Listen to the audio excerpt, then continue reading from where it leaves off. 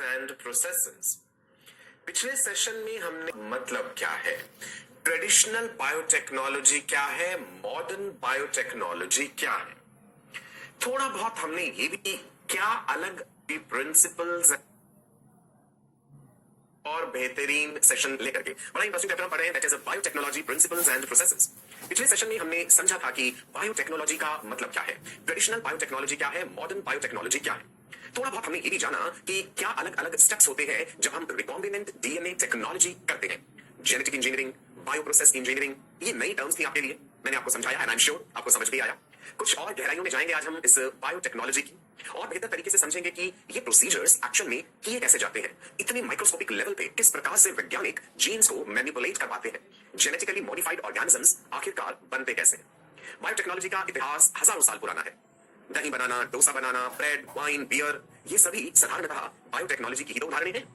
Animals में selective breeding, ये भी हमने जाना था, परंतु ट्रेडिशनल बायोटेक्नोलॉजी में कुछ अनडिजायरेबल फीचर्स, अनडिजायरेबल जीन्स भी आ जाते हैं। मॉडर्न बायोटेक्नोलॉजी ने इस समस्या का समाधान करा।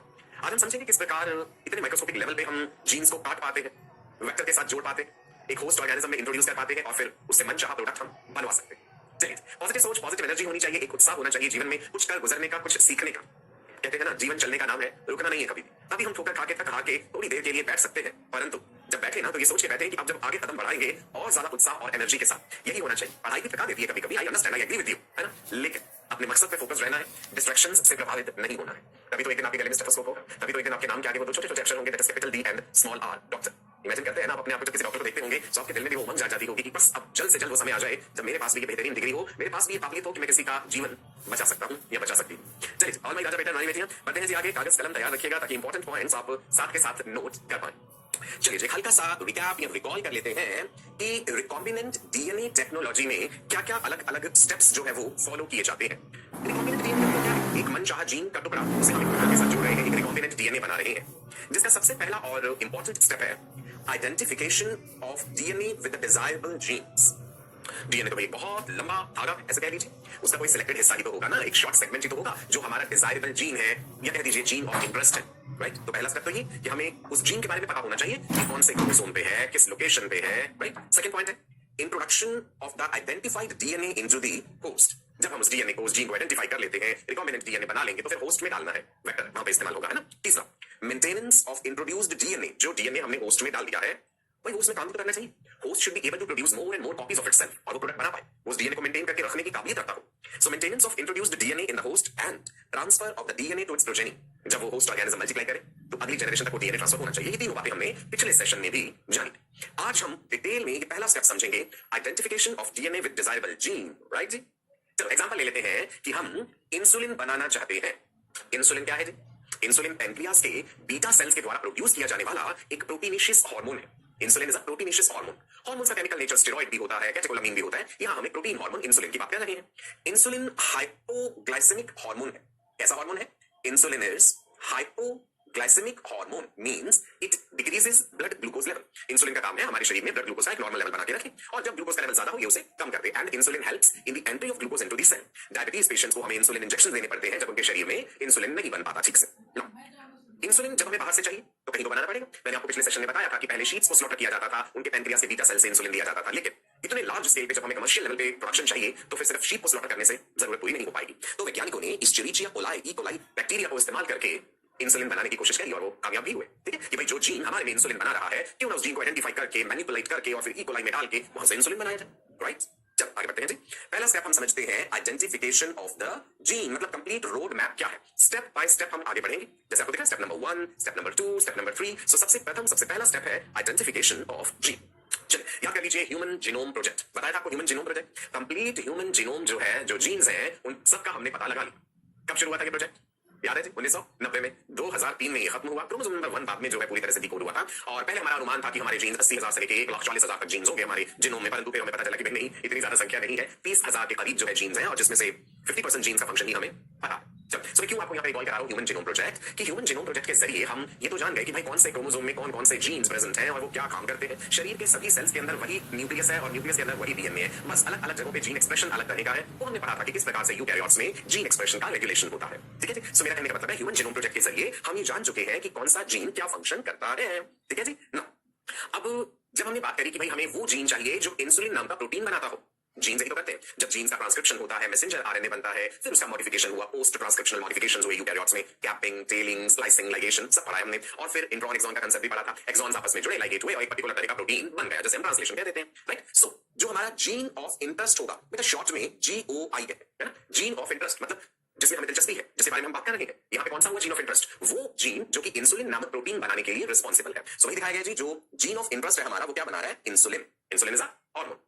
The Human Genome Project has made it easier to identify the genes responsible for producing the desired proteins. ये तो बात मैंने आपको बताई। ह्यूमन जीनोम प्रोजेक्ट के जरिए हमें ये पता चल गया कि भैया पैनक्रियास के अंदर जो बीटा सेल्स हैं, बीटा सेल की न्यूक्लियस निकालो, न्यूक्लियस में इस पर्टिकुलर क्रोमोसोम पर, इस पर्टिकुलर हिस्से में ये वाला जीन जो है वो इंसुलिन बनाता है। तो ये समस्या का समाधान तो कर दिया हमारे ह्यूमन जीनोम प्रोजेक्ट ने एक बार नहीं। जब ये प्रोजेक्ट कंप्लीट हो गया, पूरी कहानी, पूरा डेटाबेस हमारे पास तैयार है, ठीक है। अब देखें कि आगे क्या करना है ना।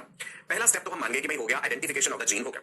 अब सेकंड, तो फिर उस डीएनए के हिस्से को आइसोलेट करो, isolation of the DNA. DNA का सेगमेंट जो जीन है, आपको ये पता है कि सपोज क्रोमोसोम नंबर 2 रैंडमली कह दिया मैंने, मान लीजिए ना, क्रोमोसोम नंबर 2 जो होता है उसके ऊपर ये वाला जीन प्रेजेंट, इंसुलिन बनाने वाला। तो हम ये कहेंगे कि भैया ठीक है, फिर वो जो क्रोमोसोम नंबर 2 है उसका डीएनए निकाला जाए और डीएनए का वो वाला जो सेगमेंट है फिर हम उसे काटेंगे। तो सेकंड स्टेप है जी आइसोलेशन ऑफ डीएनए। अब ये भी बड़ा एक टेक्निकल प्रोसीजर है, मैंने पिछले सेशन में जिक्र किया था कि मैं आपको बताऊंगा कि डीएनए कैसे निकाला जाता है। क्या आप घर में ऐसा कर सकते हैं? किसी भी ऑर्गेनिज्म को, प्लांट मटेरियल या एनिमल मटेरियल लेके आप खुद क्या डीएनए आइसोलेट कर सकते हैं? यस, बिल्कुल कर सकते हैं। आज बताऊंगा ये प्रोसीजर, नोट कीजिएगा साथ के साथ। ओके, स्क्रीन पे सब आपको क्या दिख रहा है जी? Pancreas, second largest gland of the body. Which is the largest gland? Liver. Pancreas second largest gland. Pancreas एक हेटेरोक्राइन ग्लैंड है, मिक्स्ड फंक्शन, एक्सोक्राइन भी और एंडोक्राइन। एक्सोक्राइन एंडोक्राइन तो याद है ना आपको। एंडोक्राइन पार्ट वो होता है भाई जिसमें कोई डक्ट नहीं है, डक्टलेस जो हिस्सा है वो हार्मोन्स बना रहे हैं। पैनक्रियास का एक्सोक्राइन पार्ट वो है, पैनक्रियाटिक एसिनाई कहते हैं या एसिनर सेल्स कहते हैं, जो पैनक्रियाटिक जूस बनाता है, which is the richest digestive juice because उसमें हर तरह के एंजाइम्स हैं to digest proteins, carbohydrates, fats, nucleic acids। यहाँ पे हमारा फोकस है पैनक्रियास के एंडोक्राइन पार्ट पे, और वो क्या है? Islets of Langerhans. Islets of Langerhans में alpha cells, beta cells, delta cells, P cells, ये हमने सब पढ़े थे जब क्लास 11 का केमिकल कंट्रोल एंड कोऑर्डिनेशन पढ़ा था। तो यहाँ पे हमारा फोकस हो जाएगा बेटा जी कौन से सेल्स? पैनक्रियास के बीटा सेल। देखो मैंने आपको कहा बेटा जी, और हमारे पास सेल्स आ गए बीटा सेल्स। ओके, सो पैनक्रियास का जो एंडोक्राइन पार्ट है, आइलेट्स ऑफ लैंगरहैंस, जहां पे बीटा सेल्स पाए जाते हैं, ये हमारा फोकस है कि भाई बीटा सेल्स की न्यूक्लियस, वहां का डीएनए निकालना, उसके पास जो जीन है वो बनाते हैं इंसुलिन। ठीक है, सुनो, we know that the hormone insulin, proteinaceous hormone है, is produced by the beta cells of pancreas, correct? Insulin gene is expressed in these cells। अब आप कहेंगे शरीर के सारे सेल्स का डीएनए तो एक जैसा है, तो यहीं से क्यों ले रहे हैं? क्योंकि यहाँ पे इंसुलिन जीन एक्सप्रेस हो रहा है। एक्सप्रेशन भी तो जरूरी है। आप स्किन के सेल में से इंसुलिन वाला जीन नहीं निकालेंगे, वो तो एक्सप्रेस ही नहीं कर रहा अपने आप। बीटा सेल्स में एक्सप्रेशन हो रहा है उसका, है ना, फंक्शनल तो वो वही है। So the gene must be isolated from these cells। कौन से सेल्स? Beta sales. क्या बनाते हैं beta cells? Insulin hormone which regulates your blood glucose level। No, अब सवाल ये है कि भाई सेल के पास टिपिकल सेलुलर ऑर्गेनल्स है, सेल की अपनी सेल मेम्ब्रेन भी है, न्यूक्लियस के पास मेम्ब्रेन है, सेल में माइटोकॉन्ड्रिया, गोल्जी, इतनी सारी ऑर्गेनल्स है। भाई इन सबको हटाना पड़ेगा, ब्रेक करना पड़ेगा, तभी तो सेल के अंदर न्यूक्लियस, न्यूक्लियस के अंदर डीएनए तक हम पहुंच सकते हैं। तो अब मैं आपको जनरलाइज्ड वे में बता रहा हूं कि जो भी सेल आप लेते हैं इन बायोटेक्नोलॉजी प्रोसीजर्स के लिए, प्लांट सेल ले रहे हैं, बैक्टीरियल सेल ले रहे हैं, फंगल सेल ले रहे हैं या एनिमल सेल ले रहे हैं, उनको कौन कौन से एंजाइम्स के साथ ट्रीट करना पड़ेगा इन सभी बैरियर्स को, इन दीवारों को हटाने के लिए, ताकि हम डीएनए तक पहुंच पाए। तो गौर से सुनिएगा, to isolate the DNA from a cell, किसी सेल से डीएनए को निकालने के लिए, first the outer covering of the cell needs to be broken down। सबसे पहले सेल की बाहर वाली कवरिंग तोड़िए। अगर सेल वॉल है तो वो तोड़नी पड़ेगी, सेल मेम्ब्रेन है तो वो भी हटानी पड़ेगी। ठीक है जी। Now in case of plant cells, fungal cells, bacterial cells, plant cell में, फंगल सेल में और बैक्टीरियल सेल्स में सेल वॉल भी हटानी पड़ेगी और सेल मेम्ब्रेन भी हटानी पड़ेगी। ठीक है जी, ध्यान रखना, plant cell, bacterial cell, fungal cell, इनमें cell wall and cell membrane दोनों ही needs to be removed using specific enzymes। अब यहाँ पे हमें अलग अलग तरह के एंजाइम्स इस्तेमाल करने होंगे, काइटिनेज, लाइसोजाइम, पैक्टिनेज, अभी बताऊंगा आपको, जिससे कि ये बैरियर्स हटाए जाएंगे। इन केस ऑफ एनिमल सेल्स, अगर आप किसी एनिमल सेल की बात कर रहे हैं, जैसे हम पैनक्रियास के बीटा सेल्स की बात कर रहे थे, in case of animal cells only cell membrane is present. वहां केवल सेल मेम्ब्रेन है, सेल वॉल नहीं है। चलो एक बैरियर तो है ही, and that membrane is made up of lipid bilayer, we know plasma membrane is bilayer of phospholipids. तो हमारा काम थोड़ा आसान हो गया, because this can be easily removed using detergents. तो हम डिटर्जेंट का इस्तेमाल करते हुए, हमें भी तो डिटर्जेंट्स यूज करते हैं ना, कपड़े साफ करने के लिए, बर्तन साफ करने के लिए, वी यूज डिटर्जेंट्स। तो वो डिटर्जेंट इस्तेमाल करके हम सेल मेम्ब्रेन को हटा सकते हैं। ठीक है जी। नाउ इंपॉर्टेंट है, ये बात आप लिखिए सभी बच्चे, all my doctors, enzymes to break down the cell coat, cell के बाहर वाली लेयर्स।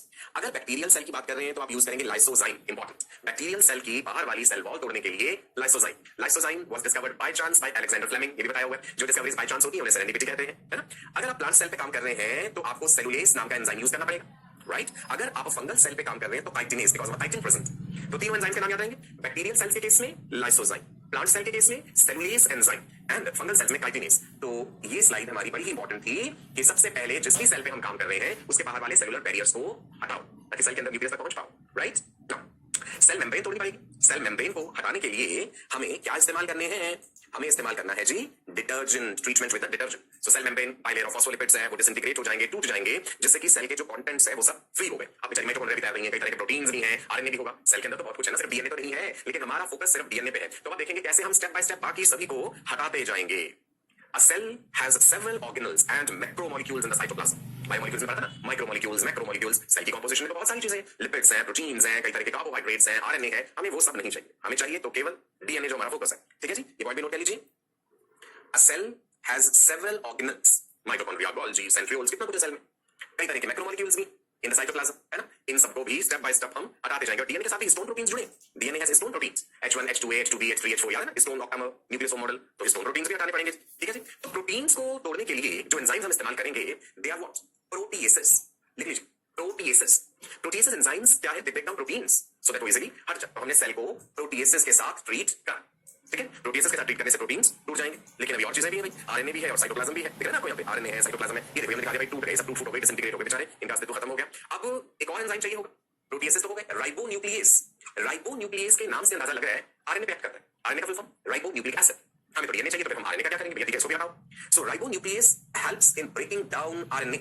सो हमने ट्रीटमेंट कर दिया इसके साथ, राइबोन्यूक्लियेज के साथ। स्टेप बाय स्टेप याद रखना। बैक्टीरियल सेल लिया था तो सबसे पहले लाइसोजाइम से उसकी सेल वॉल तोड़ी। फंगल सेल अगर लेके चल रहे हैं तो काइटिनेज, प्लांट सेल में सेलुलोज, और सबकी सेल मेम्ब्रेन तो है। एनिमल सेल में सेल वॉल नहीं है, सेल मेम्ब्रेन प्रेजेंट है, तो डिटर्जेंट्स के साथ ट्रीट कर दिया। फिर सेलुलर ऑर्गेनल्स और बाकी प्रोटीन्स, आरएनए, इन सबको हटाना है तो प्रोटीएसेस, राइबोन्यूक्लियेसेस, ये एंजाइम्स यूज करें हमने। ठीक है जी। इसके बाद क्या करते हैं, आप स्क्रीन पे क्या देख पा रहे हैं, चिल्ड इथेनॉल अल्कोहल, एकदम ठंडा alcohol, it is added to the cell homogenate. जो होमोजेनेट हमने बनाया, होमोजेनेट का मतलब है कि जो मिक्सचर आपने बना लिया था, मान लो अगर मैं स्ट्रॉबेरीज में से डीएनए निकालना चाह रहा हूं, तो मैंने स्ट्रॉबेरीज ली, उनको अच्छे से वॉश कर लिया और मोटर एंड पेसल में ग्राइंड कर दिया, चटनी बना दी, और फिर अलग-अलग एंजाइम्स के साथ ट्रीट करना था वो भी कर दिया। अब उसके बाद मैं उस पर्टिकुलर टेस्ट ट्यूब में चिल्ड इथेनॉल डालूंगा। राइट, यहाँ पे आपको ग्रीन ग्रीन कलर का मटेरियल दिख रहा है ना, तो मतलब हमने प्लांट सेल लिया होगा यहाँ पे, है ना। मान लीजिए हमने केले के पत्ते लिए थे, प्लांट सेल तो वो भी ना, अगर हम बनाना लीफ भी लें उसमें तो प्लांट सेल लिए, डीएनए तो वहां भी प्रेजेंट होगा। तो आप ये समझ लीजिए कि केले के पत्ते लिए थे हमने, अच्छे से वाटर एंड पेसल में चटनी बना दी उसकी, और उसके बाद अलग-अलग एंजाइम्स के साथ ट्रीट करके अब हम चिल्ड इथेनॉल डाल रहे हैं। जब हम चिल्ड इथेनॉल डालते हैं तो आप देखेंगे व्हाइट व्हाइट कलर का कुछ मटेरियल सा आपको दिख रहा है ऊपर इकट्ठा होते हुए, वही है आपका डीएनए। राइट, ठीक है जी। चलो, so लिखा है chilled ethanol is added to the cell homogenate to separate out the DNA from the mixture. देखो जी कैसा लगता है डीएनए, और ये देखिए स्पूलिंग कहते हैं इस प्रोसीजर को, आपको ध्यान रखना। डीएनए कैन बी, मैं अंडरलाइन कर देता हूं जी आपके लिए, डीएनए कैन बी स्पूल्ड। अच्छा, चम्मच से याद रखो, स्पून से, ऐसे चम्मच से निकालते हैं कुछ, तो स्पूलिंग कहते हैं। एक कांच की रॉड, ग्लास रॉड लैब में होती है। अब जिस टेस्ट ट्यूब में चिल्ड इथेनॉल डाला था उसमें ग्लास रॉड डाल के ऐसे लपेटना शुरू करा, वो जो जेली जैसा धागा सा है, और आप देख रहे हो, देखो जेल जैसी चीज चिपक गई है, यही तो है DNA. This is what is DNA. So DNA can be spooled out using a glass rod. It can be seen as a white thread wrapped around the rod। उस कांच की रॉड के साथ वो सफेद सफेद जेली जैसा धागा लिपटा है, वही है जी डीएनए। बड़ा आसान प्रोसीजर है, घर में भी करते हैं, कर सकते हैं आप। राइट, चलो आगे बढ़े ना। सो अब ये बात वॉर्स, सेंट्रीफ्यूगेशन मशीन का भी इस्तेमाल होना है यहाँ पे। बायोटेक्नोलॉजी में सेंट्रीफ्यूगेशन का बड़ा इंपॉर्टेंट रोल है ना। लेबोरेटरी में जब आप कर रहे हैं in labs, centrifugation is performed to separate the DNA. अगर आप ऐसे घर में कर रहे हैं तो भैया हमने स्पूलिंग करके निकाल लिया, मान लो सेंट्रीफ्यूगेशन नहीं था हमारे पास, ठीक है। लेबोरेटरी में तो ऑफ कोर्स सब चीजें, सब इंस्ट्रूमेंट्स अवेलेबल है। So centrifugation is performed to separate the DNA, जिसमें हमने क्या करा, देखिए जो ट्रीटेड सेल एक्सट्रैक्ट था, सेल एक्सट्रैक्ट जो एंजाइम्स के साथ ट्रीटेड है, डिटर्जेंट के साथ ट्रीटेड है, उसमें चिल्ड इथेनॉल हमने डाल दिया, और जो सेंट्रीफ्यूगेशन मशीन है उसमें हमने वो सेंट्रीफ्यूगेशन ट्यूब को रख दी और एक पर्टिकुलर स्पीड पे उसे चलाया, सेंट्रीफ्यूज करा, ठीक है। फिर उसे रोक दिया। फिर आप देखेंगे सेंट्रीफ्यूगेशन ट्यूब्स में supernatant with the cell debris, cell के टूटे फूटे टुकड़े जो हैं उन्होंने तो बना दिया ये सुपरनेटेंट ऊपर वाला हिस्सा, और नीचे ही हमें मिल रहा है pellet, pellet with the pure DNA centrifugation के जरिए, ठीक है। So the pellet obtained has purified DNA. Now we have the DNA containing out the gene of interest. अब हमारे पास वो डीएनए तो आ गया जिसमें हमारा जीन ऑफ इंटरेस्ट है, लेकिन पूरे का पूरा डीएनए तो नहीं चाहिए, जीन ऑफ इंटरेस्ट को काटना पड़ेगा किसी तरह से, वो भी समझाऊंगा अभी, ठीक है जी। So now we have the DNA containing the gene of interest, and the next step is to amplify the insulin gene. अब ये है कि ये जो इंसुलिन का जीन मिला है इसे एम्प्लीफाई करना पड़े, इसकी ढेर सारी कॉपीज बनानी पड़ी, ताकि होस्ट ऑर्गेनिज्म में जब डालें तो फिर हम वहां पे अपना वो प्रोडक्ट ऑब्टेन कर सकें, ठीक है जी। So the next step is to amplify the insulin gene, या फिर कह दीजिए to increase the number of insulin genes in the DNA. अब वो कैसे करना है भैया, वो भी एक बड़ी टेक्निकल प्रोसेस है, polymerase chain reaction, PCR technique. कब से पढ़ते आ रहे हैं आप, समझते हैं वो क्या होता है। देखिए रोड मैप पे आ जाते हैं फिर से एक बार, क्या था हमारा complete road map. Number 1 point बोलिए, identification of the gene, and हमने कैसे आइडेंटिफाई करा, ह्यूमन जीनोम प्रोजेक्ट में ये सारी कहानी हमारे लिए, ये सारे राज खोल के रख दिए कि कहां पे वो जीन प्रेजेंट है, आइडेंटिफाई हो गया। नंबर 2, डीएनए को आइसोलेट करना, ये भी हमने सीख लिया। डीएनए आइसोलेट करने के लिए प्लांट सेल ले रहे हो, या फंगल सेल ले रहे हो, या एनिमल सेल ले रहे हो, या बैक्टीरियल सेल लेके चल रहे हो, उसके अकॉर्डिंगली अलग अलग enzyme, lysozyme, cellulase, chitinase, cell membrane को तोड़ने के लिए डिटर्जेंट, सेल होमोजेनेट में चिल्ड इथेनॉल डाला, डीएनए अलग। राइट ना। सो पॉइंट नंबर 3 क्या है, step number 3, amplification of the gene of interest. जो जीओआई है, जीन ऑफ इंटरेस्ट है, उसकी और कॉपीज बनाना, एम्प्लीफाई करना। सो इसमें एक वैज्ञानिक का contribution, that is carry Mullis, he invented PCR, very important, amplification of gene of interest. इसमें जिन वैज्ञानिक का महत्वपूर्ण योगदान रहा है, that is carry Mullis, he invented PCR. PCR का फुल फॉर्म लिखेंगे सभी बच्चे, PCR stands for polymerase chain reaction. Polymerase तो एंजाइम का नाम पढ़ा था हमने, डीएनए पॉलीमरेज जैसे पढ़ा था, RNA polymerase. So polymerase is referring to the name of the enzyme. Chain reaction क्यों कह रहे हैं ये भी हम समझेंगे, पॉलीमरेज चेन रिएक्शन। चलो मैं सारे स्टेप्स बताता हूं पॉलीमरेज चेन रिएक्शन के। पहले हम समझते हैं कि क्या है ये polymerase chain reaction. The process of selective amplification of a specific region of DNA in vitro. लिख लो एज इट इज ये sentence. PCR, what is PCR? Polymerase chain reaction. ये वो प्रक्रिया है जिसमें हम एम्प्लीफाई करते हैं डीएनए के एक स्पेसिफिक हिस्से को इन vitro. In vitro in vivo दो टर्म्स होती है। इन विट्रो मतलब शरीर के बाहर लेबोरेटरी कंडीशंस में कांच में, vitro vitreous is referring to glass कांच, इन वीवो मतलब ऑर्गेनिज्म के अंदर। तो polymerase chain reaction in vitro procedure है, ठीक है जी। अब आपको दिखा, ये मान लो हमारा डीएनए है, ये लंबा सा टुकड़ा, और उसमें जो रेड कलर से हमने हाईलाइट कर दिया वो जीन ऑफ इंटरेस्ट है, पीछे मस्टर्ड से कलर का पैच है। अब देखो यहाँ पे उसकी कितनी सारी कॉपीज बन गई। यही है polymerase chain reaction, process of selective amplification of specific region of DNA in vitro. चलो अब हम in vitro and in vivo का मतलब समझ लेते हैं, ठीक है जी। अंडरलाइन लिखना जरूर साथ के साथ। In vitro, in vitro term हम यूज करते हैं to describe the work that is performed outside of living organism. Living organism के शरीर के बाहर प्रयोगशाला में कांच में जो आपने एक्सपेरिमेंटल प्रोसीजर कर, जैसे आईवीएफ टेक्निक भी करते हैं ना, टेस्ट टू बेबी टेक्निक में इन विट्रो फर्टिलाइजेशन करते हैं। So in vitro term is referring to this thing. In vivo क्या? In vivo refers to when the research work is done with और with in an entire living organism. एक living organism के साथ या उसके अंदर जब हम कार्य कर रहे हैं, so that is in vivo. So polymerase chain reaction in vitro procedure है। आपको यहाँ पे ये एक इंस्ट्रूमेंट दिख रहा है जी, दिस इज कॉल्ड थर्मोसाइक्लर। क्या कहते हैं जी? Thermocycler. It's a machine that allows multiple replication cycles. क्या अलाउ करती है इस मशीन के जरिए? Multiple replication cycles. किस चीज का replication? Of a particular fragment of interest from the whole genome. पूरे जीनोम में से जो आपने एक छोटा टुकड़ा चुन लिया है उसका रेप्लिकेशन करके आपको ढेर सारी कॉपीज बना के ये मशीन दे देती है। ये मशीन आपको दे देती है। क्या है मशीन का नाम? थर्मोसाइक्लर, ठीक है जी। थर्मो मतलब टेम्परेचर से कुछ लेना देना है, इसमें टेम्परेचर मेंटेन करके रखते हैं, और साइक्लर ये साइक्लिकल वे में ऑपरेट होगी। Now, the question is कि पॉलीमरेज चेन रिएक्शन करने के लिए हमें क्या क्या इंग्रेडिएंट्स चाहिए, क्या क्या सामान चाहिए पीसीआर टेक्निक के लिए। सबसे पहली बात ऑब्वियस है, जीनोमिक डीएनए दीजिए भाई, वो वाला डीएनए जिसकी आप कॉपीज बनवाना चाह रहे हैं, जिसमें जीन ऑफ इंटरेस्ट है। नंबर टू पे हमें चाहिए भाई प्राइमर्स। प्राइमर्स याद है, पढ़ाए थे मैंने, आप डीएनए रेप्लिकेशन में पढ़ाया था, प्राइमर पढ़ाया था। सो प्राइमर क्या होता है? शॉर्ट डीएनए फ्रेगमेंट, डीएनए का एक छोटा टुकड़ा that is complementary to our gene. जो हमारा जीन ऑफ इंटरेस्ट है, हमें उसका सीक्वेंस पता है कि एटीजीसी एटीजीसी, जो भी वहां पे नाइट्रोजन बेसिस का सीक्वेंस है हमें पता है, ह्यूमन जीनोम प्रोजेक्ट ने बता दी। सो उसी के कॉम्प्लीमेंट्री हमने टुकड़ा लेना है डीएनए का, ठीक है जी। So short DNA segment that is complementary to our gene. दो प्राइमर्स यूज होंगे फॉर टू कॉम्प्लीमेंट्री स्ट्रैंड्स। दो स्ट्रैंड है डीएनए के, है ना, तो दो प्राइमर्स यूज होंगे। एक होता है फॉरवर्ड प्राइमर, एक होता है रिवर्स प्राइमर, ठीक है। फॉरवर्ड प्राइमर कहां बाइंड करेगा? It binds to the start codon, जिधर तरह स्टार्ट कोडॉन एंड होगा, इससे तो स्टार्ट कोडॉन इधर और माइनर टर्मिनेशन कोडॉन इधर, है ना। So forward primer binds to start codon end of the template strand, coding strand, non coding strand, template non template, सब बताया हुआ है आपको। So forward primer binds to start codon end of the template और the non coding strand. और जो दूसरा primer है reverse primer, it binds to stop codon end of the coding और द सेंस स्ट्रैंड। अभी डायग्राम लिखेंगे, समझ आएगा। सो पॉलीमरेज चेन रिएक्शन करने के लिए मशीन तो है थर्मोसाइक्लर। इंग्रेडिएंट्स में जीनोम हो गया, जीनोमिक डीएनए जो चाहिए। नंबर टू, दो primers, forward primer and reverse primer. Number three पे हमें चाहिए डीएनटीपीज यानी डीऑक्सीन्यूक्लियोटाइड ट्राइफॉस्फेट्स, यानी कि building blocks.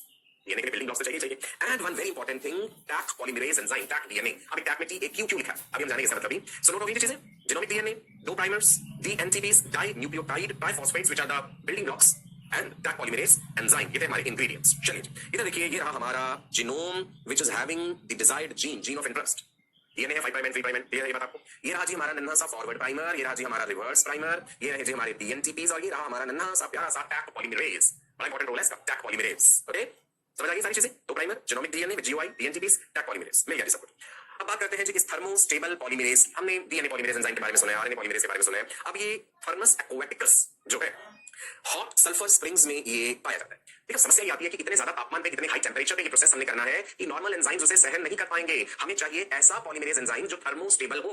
Thermo refers to temperature, कि ज्यादा तापमान पे, हाई टेंपरेचर पे उसकी स्टेबिलिटी बनी रहे, ऐसा एंजाइम हमें चाहिए। तो वो हमें मिलता है जी थर्मस एक्वाटिकस बैक्टीरिया में से, जिसको शॉर्ट में हमने टीएक्यू कह दिया। अब टैग समझ आ गया, टैग पॉलीमरेज क्यों है? क्योंकि वो हमें जहां से मिला है, जिस ऑर्गेनिज्म से, उसे हाई टेंपरेचर टॉलरेट करने की आदत है। क्लियर है जी। देखिए हमारी मशीन थर्मल साइक्लर, जिसमें टेंपरेचर मेंटेन रहेगा, डिजायर्ड टेंपरेचर। हमने एक वायल में रिएक्शन इंग्रेडिएंट्स डाल दिए। ये रहा हमारा वायल, इस वायल में रिएक्शन इंग्रेडिएंट्स क्या कहते हैं? Genome with GOI, gene of interest, primers, reverse and forward primer, dNTPs dinucleotide triphosphates जो बिल्डिंग ब्लॉक्स है, एंड जो एंजाइम बताया अभी टैक पॉलीमरेज। बाकी का काम मशीन कहती है, ठीक है भाई मैं कर दूंगी आपके लिए। सो वायल हमने उठा के डाल दीजिए उस थर्मोसाइक्लर मशीन में। Now this particular machine is controlling the temperature, जितना डिजायर्ड तापमान चाहिए, जिस स्टेज पे चाहिए, जितने समय के लिए चाहिए, सब ऑटोमेटिकली कंट्रोल्ड है। सो ये है जी हमारा loaded thermal cycler, that machine which has been loaded with those vials जिसमें हमने ingredients डाल दिए हैं। This is going to control the temperature as well as time duration. Everything is set, कितने समय तक मशीन चलनी है और कितने तापमान पे वो चले, ठीक है। TCR पॉलीमरेज चेन रिएक्शन के क्या क्या steps, let's see the steps of TCR यानी polymerase chain reaction.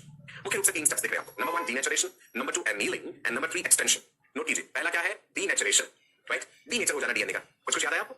Annealing and then extension. ये तीनों स्टेप्स हम समझते हैं पॉलीमरेज चेन रिएक्शन में कैसे होते हैं। एक बार गौर फरमाइएगा, ये रहा जी हमारा डीएनए स्ट्रैंड, वो जीनोम जिसमें डिजायर्ड जीन ऑफ इंटरेस्ट है। यहाँ पे हम इंसुलिन की बात कर रहे थे, जीओआई ये रहा, राइट। यहाँ पे एक चीज गौर फरमाइएगा, टेम्परेचर के लिए आपको क्या दिख रहा है, थर्मोमीटर। सो देखना कितना टेम्परेचर हम कर देंगे कि ये डीनेचर हो गए, ये दोनों स्ट्रैंड्स अलग हो गए, हाइड्रोजन बॉन्ड्स टूट गए। तापमान बढ़ा देने पे कितना है जी, 96 डिग्री, 96 डिग्री सेल्सियस तापमान हम ले गए उस मशीन में, थर्मोसाइक्लर में, कि डीएनए के स्ट्रैंड अलग हो गए, राइट। एक स्ट्रैंड 5 प्राइम 3 प्राइम है, एक 3 प्राइम 2 5 प्राइम है। आगे क्या होगा देखिए, डीनेचरेशन ओवर। सो डीनेचरेशन बेसिकली क्या है, थर्मोसाइक्लर मशीन में पर्टिकुलर टेंपरेचर सेट किया गया जिसने डीएनए के स्ट्रैंड्स को अलग कर दिया। Next is annealing. एनीलिंग में क्या है, हमने प्राइमर्स तो डाले, फॉरवर्ड प्राइमर डाला हुआ है, एक रिवर्स प्राइमर भी डाला हुआ है, ठीक है। अब क्या होगा, तापमान 60 डिग्री पे हम ले आए, पहले 94 डिग्री क्लोज टू 100 डिग्री इतना ज्यादा टेंपरेचर था, अब तापमान रिड्यूस किया गया उस मशीन में 60 डिग्री पे आ गए। यहाँ पे क्या है जी, फॉरवर्ड प्राइमर ने अपनी सिलेक्टेड जगह ले ली और वो बाइंड कर गया, रिवर्स प्राइमर ने अपनी सिलेक्टेड जगह ले ली दूसरे स्ट्रैंड पर और वो वहां पे बाइंड कर गया। फॉरवर्ड प्राइमर में क्या था जी, 5 प्राइम टू 3 प्राइम है, तो ये 3 प्राइम टू 5 प्राइम वाले स्ट्रैंड के साथ बाइंड कर। Reverse primer 3 prime to 5 prime है, तो ये उस स्ट्रैंड के साथ बाइंड करा जो 5 प्राइम टू 3 प्राइम डायरेक्शन में। क्लियर हो गया, पहले हाई टेंपरेचर पे डीएनए के स्ट्रैंड लगे हुए, अब जो प्राइमर्स थे वो जुड़ गए। चलिए जी, प्राइमर्स जुड़ गए तो अब कौन सा मटेरियल चाहिए था, मटेरियल तो ऑलरेडी डाला है, कौन सा, डीएनटीपीस भी है, मतलब डाई न्यूक्लियोटाइड ट्राइफॉस्फेट्स, जो कि नाइट्रोजनस बेसिस बिल्डिंग ब्लॉक्स है, छोटी छोटी ईंटें हैं जो जुड़ती जाएंगी यहाँ पे। और ये है जी हमारा वो मजबूत सा एंजाइम ट्रैक पॉलीमरेज। तापमान ले गए जी आप 70 डिग्री पे, 72 डिग्री पे, एंजाइम कहेगा चलो हाई टेंपरेचर मुझे नहीं पता, मैं काम कर लूंगा, तो काम करना शुरू करा जी ट्रैक पॉलीमरेज ने। ये देख लीजिए, ये रहा हमारा ट्रैक पॉलीमरेज, यहाँ भी देख लीजिए, डीएनटीपी से कहेगा आते जाओ भैया जल्दी से, और जल्दी से काम बढ़ाते हैं आगे, राइट। सो एक्सटेंशन होने लगा, कैन यू सी, एनीलिंग समझ आ गया, पहले डीनेचरेशन हुआ, फिर एनीलिंग हुआ, now it is extension. So Taq polymerase is working and dNTPs that is dinucleotide triphosphates जुड़ते गए कॉम्प्लीमेंट्री अपनी अपनी जगह पे। तो जो हमारा जीन ऑफ इंटरेस्ट था उसकी हमने एक कॉपी एक स्ट्रैंड पे, दूसरे स्ट्रैंड पे दूसरी कॉपी तैयार कर ली। एन इंटरेस्टिंग चीज, ठीक है ना। पॉलीमरेज चेन रिएक्शन में हमें बहुत सारी कॉपीज चाहिए, मल्टीपल टाइम्स चाहिए। जब हमने एक साइकिल करा उस मशीन में, एक बार करा तो आप देखिए हमें 2 कॉपीज मिलेंगे, फिर सेकंड साइकिल करा तो डबल हो जाएगा भाई, 2 से ये देखो 4 हो गए, फिर थर्ड साइकिल करा तो देखो 1 2 3 4 5 6 7 8 हो गए। सो जितना नंबर ऑफ टाइम्स हम रिपीट करते जाएंगे पॉलीमरेज चेन रिएक्शन, उतनी ज्यादा हमें कॉपीज मिलती जाएंगी और ये मिलियन बिलियन तक भी पहुंच जाएंगी कि जितने साइकिल्स आपने रिपीट कर दिए। जैसे 30 साइकिल्स अगर आप कर देंगे मशीन में तो देखिए क्या हो जाएगा। सो नंबर ऑफ कॉपीज जो जीन की बन रही है एम्प्लीफिकेशन के बाद रिजल्ट मिल रहा है 2:n, where n is the number of cycles. So it is 2:n, where n is the number of cycles. First cycle में 1, second cycle में 2, then third cycle we are getting 8, and then fourth cycle आपका 16 ऐसे होगा ना, 2 4 8 16 32, this is how it is increasing. Clear है जी। And 30th cycle के बाद देखो ये तो काउंट करने मुश्किल हो जाएगा भाई, मिलियन बिलियन में ये संख्या पहुंच जाएगी, राइट। एक बार फिर से रोड मैप देखते हैं, फिर से रिवाइज करते हैं। हम पढ़ रहे हैं, हम पढ़ रहे हैं कि कैसे जो जीन ऑफ इंटरेस्ट है वो आइसोलेट करके एम्प्लीफाई किया गया। अभी होस्ट ऑर्गेनिज्म से डालने के बाद का प्रोसीजर है, ठीक है जी ना। पहला था जी identification of the gene, human genome project ने काम कर दिया आसान और हमें पता है कौन सा जीन कहां लोकेटेड। सेकंड था जी आइसोलेशन ऑफ डीएनए। डीएनए तो पढ़ा है जी न्यूक्लियस में, उसके बाद इतने सारे बैरियर्स हैं, डिपेंडिंग अपॉन कि प्लांट सेल, एनिमल सेल या फिर फंगल सेल, बैक्टीरियल सेल ले अलग अलग एंजाइम्स और डिटर्जेंट्स यूज करके चिल्ड इथेनॉल डाल के एकदम ठंडा ठंडा इथेनॉल स्पूलिंग के जरिए निकाल लीजिए या फिर सेंट्रीफ्यूगेशन मशीन में निकाल लीजिए। उसके बाद उस डीएनए के अंदर वो जो सिलेक्टेड हिस्सा है उसे एम्प्लीफाई करना है, जिसके लिए पॉलीमरेज चेन रिएक्शन पीसीआर जो अभी अभी पढ़ा, amplification of the gene of interest. Polymerase chain reaction के लिए क्या इंग्रेडिएंट्स चाहिए थे, थर्मोसाइक्लर मशीन चाहिए था, तो सब बताया मैंने आपको, राइट ना। ये सारी कॉपीज बन गई। अब चौथा स्टेप है कि इन कॉपीज का मॉडिफिकेशन करना पड़ेगा, फिर से मॉडिफिकेशन बाय पीसीआर। ये रहा हमारा एम्प्लीफाइड जीन ऑफ इंटरेस्ट, ये रही हमारी वो मशीन थर्मोसाइक्लर पीसीआर मशीन, है ना ना। अब हम क्या चाहते हैं कि वो जो जीन ऑफ इंटरेस्ट था ना वो मॉडिफाई हो जाए, थोड़ा सा उसके कुछ आगे भी लगाना है, थोड़ा सा उसके कुछ पीछे भी लगाना है। क्या है मतलब इस बात का, sequences are added to the amplified genes. ऐसे सीक्वेंसेस ऐड करने पड़ेंगे उस मॉडिफाइड जीन के आगे पीछे जिन सीक्वेंसेस को आइडेंटिफाई कर पाए हमारे एंजाइम्स, रिस्ट्रिक्शन एंडोन्यूक्लियेसेस, जो मॉलिक्यूलर सीजर्स हैं। जब हमें ये काटना है जीन तो हमें मॉलिक्यूलर सीजर्स इस्तेमाल करने पड़ेंगे, और मॉलिक्यूलर सीजर्स, रिस्ट्रिक्शन एंडोन्यूक्लियेसेस कुछ पर्टिकुलर सीक्वेंसेस को ही आइडेंटिफाई करते हैं, है ना। तो वो ऐड करने पड़ेंगे, वो भी हम इस पीसीआर मशीन से करेंगे, ठीक है। तो स्टेप लिख लिया, modification by the PCR technique. इसके बाद एक और इंटरेस्टिंग स्टेप है। What is that interesting step, that is gel electrophoresis. Very interesting technique, gel electrophoresis. कैसे करना है जी ये जेल इलेक्ट्रोफोरेसिस, डिटेल में तो अगले सेशन में बताऊंगा, थोड़ा सा इंट्रो दे देता हूं इसका। एगारोस जेल, सीवीड्स याद आया कुछ, क्लास 11 में भी बताया था। जेल इलेक्ट्रोफोरेसिस टर्म को अगर मैं ब्रेक करूं तो जेल वर्ड रेफर कर रहा है कि जेल जैसा मीडियम होना चाहिए। एगारोस जेल लेते, इलेक्ट्रो मतलब कहीं ना कहीं बिजली इस्तेमाल हो रही है इस टेक्निक में, फोरेसिस मींस बीइंग कैरिड, यानी एक जेल जैसी चीज होती है जिसमें डीएनए सैंपल हम लोड कर देते हैं और उसमें बिजली का करंट जब छोड़ते हैं तो एक हिस्से से, एक इलेक्ट्रोड से दूसरी इलेक्ट्रोड की तरफ डीएनए भागना शुरू करता है। क्यों, डीएनए पे तो चार्ज होता है ना, कौन सा चार्ज, पॉजिटिव चार्ज होता है डीएनए कि नेगेटिव चार्ज होता है, negative charge, DNA negative charge, तो वो भागना शुरू करेगा फिर पॉजिटिव चार्ज। यही बेसिक सिद्धांत है इस जेल इलेक्ट्रोफोरेसिस का, right. So the charged molecules are carried in an electric field. देखिए एक बार इधर, डीएनए पे क्या चार्ज है जी, नेगेटिव चार्ज है, इस बात से आप फेमिलियर है, फॉस्फेट है, फॉस्फोरिक एसिड है, जिसके कारण नेगेटिव चार्ज है। पूरी टेक्निक क्या है, कैसे हम जेल तैयार करते हैं जेल इलेक्ट्रोफोरेसिस के लिए, ये मैं आपको अगले सेशन में डिटेल में समझाऊंगा, बड़ा मजा आएगा। How the technique is performed, उसके लिए अगला सेशन।